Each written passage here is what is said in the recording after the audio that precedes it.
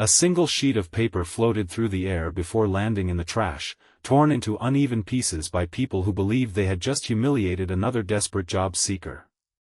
The middle-aged single father quietly bent down, picked up one of the scraps, looked at it for a brief moment, and smiled with the kind of sadness that only comes from years of carrying burdens without complaint. None of the people laughing around the conference table realized they had just destroyed the resume of the man who had secretly owned the very company interviewing them for the past 6 months. Before the morning was over, every assumption they had made about success, dignity, and kindness would collapse in front of them. If you believe kindness is never wasted, forgiveness is stronger than revenge, hope can change lives, and everyone deserves a second chance, please like this video, leave a thoughtful comment, share it with someone who needs encouragement today, and subscribe to our channel so you can continue this journey with our community. Graham Mercer had never cared much about expensive clothes or impressive titles. At 46, his favorite possession was a faded photograph of himself and his 8-year-old daughter, Eliza, standing beside a small fishing lake with matching smiles that erased every hardship they faced. 3 years earlier, his wife had passed away after a long illness, leaving Graham to raise Eliza alone while quietly rebuilding both his family and his career. Very few people knew that before tragedy struck, Graham had built one of the fastest-growing manufacturing companies in the region. When grief overwhelmed him, he stepped away from public life and sold his public position while quietly retaining full ownership through a private trust. His absence allowed new executives to believe they were the true faces of the company, even though every important decision still required the approval of the anonymous majority owner. Months passed, and Graham became increasingly troubled by reports showing rising profits alongside growing employee dissatisfaction. Numbers looked healthy, but something deeper was breaking. Loyal workers were resigning. Long-time supervisors felt ignored. Human resource complaints had doubled. Instead of reading polished reports prepared by executives eager to impress investors, Graham decided to discover the truth himself. He shaved his beard into a simpler style, dressed in ordinary clothes purchased from a discount store, and created a resume that honestly reflected his earlier engineering experience while leaving out every executive accomplishment. His plan was simple. He would apply for an operations position and observe how ordinary applicants were treated before deciding whether the leadership team deserved to remain in charge. The headquarters looked beautiful from outside, surrounded by flower beds carefully maintained to impress visitors. Inside, however, the atmosphere felt strangely cold. Receptionists avoided eye contact with nervous applicants. Managers hurried through hallways without acknowledging employees. Even the waiting room seemed filled with silent anxiety instead of hopeful anticipation. Graham watched several applicants clutch folders containing years of experience while whispering encouraging words to themselves. One elderly veteran repeatedly straightened his tie. A young mother silently practiced answering interview questions while checking family photographs on her phone. Everyone carried invisible stories that deserved respect. Among the interview panel sat Corinne Harlow, the recently promoted director of recruitment. She possessed remarkable intelligence but had gradually allowed ambition to replace compassion. Her team admired efficiency above humanity. Applicants became statistics instead of people. Quick judgments replaced thoughtful conversations. If someone appeared tired, poorly dressed, or nervous, assumptions were made before introductions even began. When Graham entered the interview room, carrying a neatly organized folder and wearing shoes that had clearly been repaired more than once, several members of the panel exchanged knowing smiles. One interviewer barely glanced at the resume before commenting that the company required people who could keep pace with modern business. Another questioned the unexplained career gap caused by caring for his dying wife and raising his daughter. Rather than asking about resilience or sacrifice, they interpreted hardship as weakness. Without reading beyond the first page, Corinne casually tore the resume in half. Another interviewer laughed, saying the application would save time in the shredder.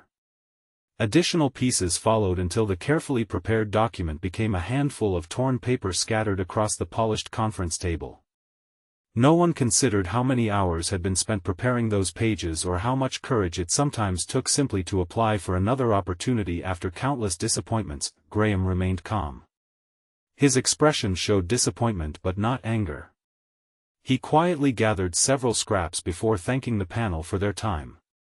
That unexpected dignity unsettled one junior recruiter, whose face flushed with embarrassment. She had joined the company hoping to help people build careers, yet she had remained silent while kindness disappeared from the room. As Graham walked toward the elevator, he noticed maintenance worker Walter Briggs struggling with a heavy equipment cart. Without hesitation, Graham helped move the supplies, shared a warm smile, and thanked Walter for keeping the building running smoothly. Walter later admitted it was the first time in months anyone from management or any applicant had treated him like he mattered. Instead of leaving, Graham entered a small private office reserved for confidential board meetings. The company's secretary greeted him with immediate respect, addressing him as Mr. Mercer before handing him documents awaiting his signature. The same junior recruiter who had quietly followed him witnessed everything through the partially open door. Confusion quickly transformed into shock as she realized the ordinary applicant had unrestricted access to the highest executive office in the building. Within 30 minutes, an emergency leadership meeting was called. Executives entered expecting another routine financial discussion. Corinne confidently carried quarterly hiring reports celebrating reduced recruitment costs and faster rejection rates.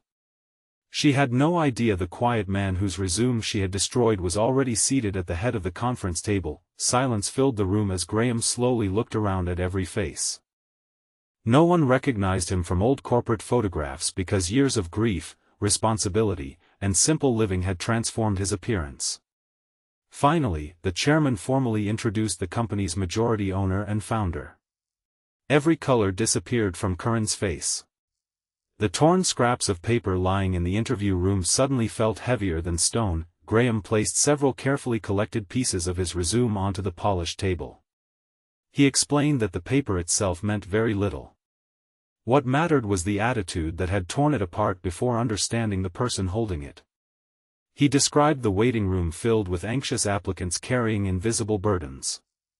He spoke about parents searching for stable work, veterans rebuilding civilian lives, caregivers returning after family tragedies, and experienced professionals whose confidence had been damaged by rejection after rejection. Every resume represented hope, sacrifice, and courage long before it represented qualifications. No one interrupted him. Instead of demanding immediate resignations, Graham requested every executive spend the next month anonymously volunteering inside different departments without revealing their positions. They would answer customer calls, work warehouse shifts, assist reception desks, and sit beside applicants throughout hiring days. They would experience the company from the ground instead of the executive floor. Many executives quietly accepted responsibility. Corinne, however, struggled to accept how deeply her ambition had changed her character. She remembered entering human resources years earlier because someone had once believed in her despite limited experience. Somewhere along the way she had forgotten the kindness that opened her own career. Over the following weeks, remarkable changes began unfolding. Executives discovered receptionists overwhelmed by unrealistic expectations. They watched hiring coordinators process hundreds of applications with impossible deadlines. Warehouse employees shared ideas that had been ignored for years despite saving thousands of dollars. Managers realized respect often improved productivity more effectively than pressure. Corinne volunteered beside the reception desk where applicants checked in each morning. She greeted nervous candidates, offered water to anxious parents, and spent time listening instead of rushing people through paperwork. One afternoon she met a widower arriving with worn-out shoes remarkably similar to Graham's. His hands trembled while filling out forms because he feared another rejection. This time she patiently helped him complete every document and encouraged him before the interview. Watching relief replace fear reminded her of the person she had once hoped to become. Meanwhile, Graham continued quietly observing the transformation while balancing life with Eliza. Every afternoon after school, they shared simple lunches in a nearby park whenever possible. Eliza often reminded her father that people sometimes acted unkindly because they carried hurts invisible to everyone else. Her innocent wisdom strengthened Graham's determination to rebuild the company through compassion rather than punishment. Several employees who had planned to resign decided to remain after noticing genuine changes. Suggestion boxes previously ignored now received thoughtful responses. Managers began recognizing maintenance staff, cleaners, cafeteria workers, and security officers by name. Interview processes expanded to include respectful conversations instead of rushed judgments based on appearance. The young recruiter who had remained silent during the torn resume incident finally confessed her guilt to Graham. She admitted fear had prevented her from speaking when she knew something was wrong. Graham gently explained that courage often begins with uncomfortable moments. Silence protects injustice far more often than honesty does. Rather than criticizing her, he invited her to help redesign the company's hiring program around dignity and empathy. Months later, the company held its annual employee gathering during a bright autumn afternoon. Families filled the outdoor courtyard while children played between picnic tables decorated with colorful flowers. Instead of celebrating record profits, Graham chose to honor acts of compassion. Awards recognized employees who mentored struggling co-workers, supported grieving families, solved problems through teamwork, or simply treated others with consistent kindness. When Curran's name was announced, many expected criticism. Instead, Graham invited her forward because true redemption deserved recognition as much as success. He explained that character is not measured by never making mistakes but by the willingness to confront them honestly and change completely. Corinne accepted the recognition with tears she no longer tried to hide. She understood that rebuilding trust required daily choices, not dramatic speeches. The torn resume had been carefully restored behind protective glass by a local preservation specialist. Graham placed the framed document inside the company's entrance hall beneath a simple inscription reminding everyone that every application carried a human story deserving respect. Visitors often paused to read it, unaware that the damaged paper had quietly transformed an entire corporate culture. Years later, new employees heard the story during orientation. They learned that the greatest strength of the company was never its buildings, machinery, or financial success.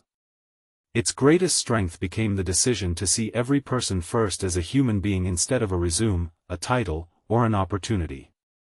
Business flourished because trust flourished. Employees stayed because they felt valued. Customers remained loyal because genuine kindness naturally reached every interaction. Eliza eventually stood beside her father at another company celebration, proud not because he owned the business but because he chose mercy when revenge would have been easier.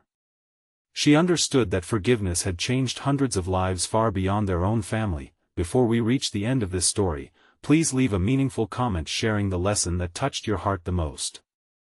Have you ever seen someone judged too quickly, or has someone given you a second chance that changed your life? If this story touched your heart, please like this video, leave a meaningful comment, share it with someone who needs hope today, and subscribe to our channel so you never miss another emotional journey. As the afternoon sun filled the company courtyard with warm light, Graham looked across hundreds of smiling faces and realized that success had never been measured by ownership papers, executive offices, or impressive profits. It had always been measured by the quiet moments when people chose compassion over pride, understanding over judgment, and forgiveness over humiliation. The resume they had torn apart became the very reminder that rebuilt an entire company, proving that while paper can be ripped in seconds, kindness has the power to restore hearts for a lifetime.